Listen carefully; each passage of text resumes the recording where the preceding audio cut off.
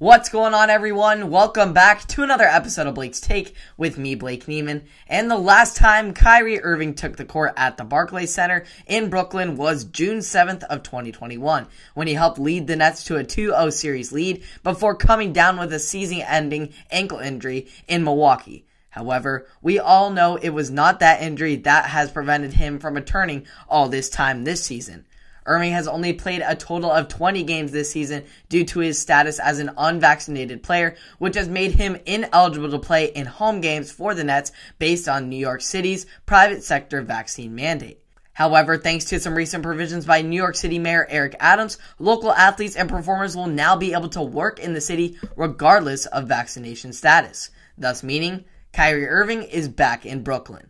Kyrie's absence has caused some major rifts for the Nets this season, as they have fallen from being a championship contender to fighting for a playoff spot.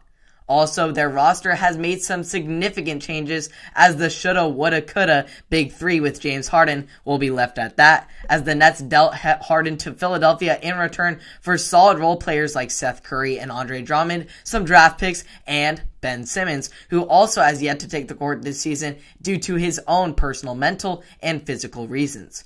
All that aside, though, it will all feel more normal with Kyrie back on the court. While Irving has been as spectacular this season on the road, his home debut wasn't so pretty, as he only managed to score 16 points on 6 of 22 shooting, as the Nets fell to the Hornets 119-110. While Irving has been spectacular this season on the road, his home debut wasn't so pretty, as he only managed to score 16 points on 6 of 22 shooting, as the Nets fell to the Hornets 119-110. This now gives the Hornets the edge in the season series head-to-head matchups, which could place the Nets at a risk of falling to the 9th seed in the play-in tournament.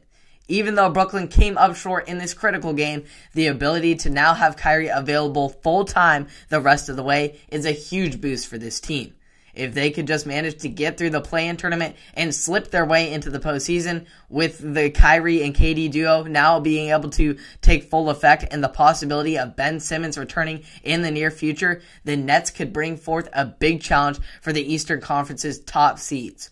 Regardless of how the rest of this season plays out, though, Irving has no regrets about his decision and is grateful for the opportunity he is now being given after this long period of patience. He said, quote, "Not the result we wanted. I didn't shoot as well as I wanted, but that's basketball. I don't take for granted what happened tonight. I was grateful I had the chance to be out there with my brothers."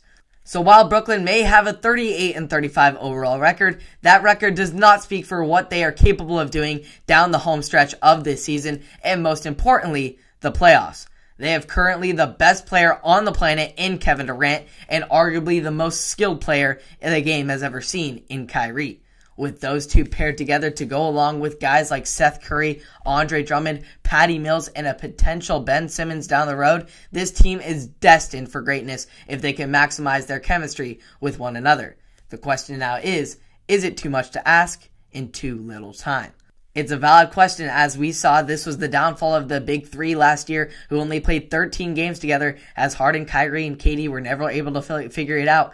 Let's see if they'll be able to figure it out this season. I don't know. Kyrie's been absent for most of the time, and that was their downfall last season, but anything can happen in the playoffs, so we'll see. You can check all of the Blake's Take content and NBA content here on Blake's Take on Apple Podcasts, Spotify, and or YouTube. I hope you all enjoyed. Subscribe and like to stay up to date, and I will see you all in the next one. Have a wonderful day.